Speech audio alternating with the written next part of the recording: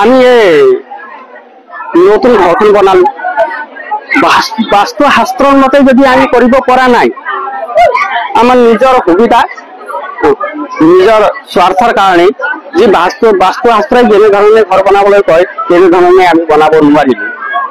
এতিয়া আমাৰ বাস্তু শাস্ত্ৰই কয় পূবফালে দৰজাখন হ'ব লাগে, অগ্নিকোণত যি আমাৰ পাকঘৰ হ'ব লাগে, ইখান কোণত আমাৰ যি নামঘৰ পূজাঘৰ হ'ব লাগে, যি দক্ষিণ দিশত আমাৰ যি বাথৰুম বিলাক শৌচাগাৰ বিলাক হ'ব লাগে আৰু ঠিক সেই তেনেধৰণে বায়ুকোণত ভাণ্ডাৰ হ'ব লাগে।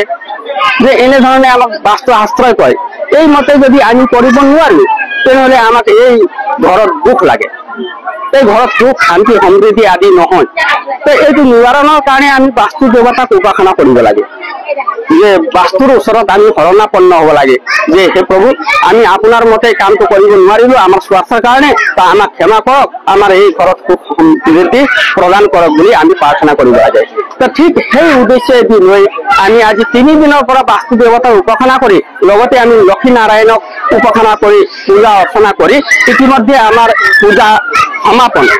এতিয়া আমি সন্ধিয়া ঠিক 5:15 পাছত আমাৰ শুভ লগ্ন শুভ মুহূৰ্তৰ মতে আমি 1,25,000 হলিদায় দি আমি ভগৱন্তক যি আদৰি লওঁ আৰু আমি ভগৱানক এই এটাই প্ৰাৰ্থনা কৰো যে হে প্ৰভু আমাৰ এই ঘৰত সুখ শান্তি সমৃদ্ধি দিয়ক। যেনেধৰণে আমাৰ এই জ্যোতিয়েদি হলিদায় দি পোহৰ হৈছে ঠিক তেনেধৰণে যুগ যুগান্তৰলৈকে আমাৰ এই ঘৰত সুখ শান্তি আৰু পোহৰৰ প্ৰদৰ্শন কৰি থাকক বুলি আমি ভগৱন্তক প্ৰাৰ্থনা কৰিবৰ উদ্দেশ্যে দি আমি ইতিমধ্যে সাজু হৈ আছো।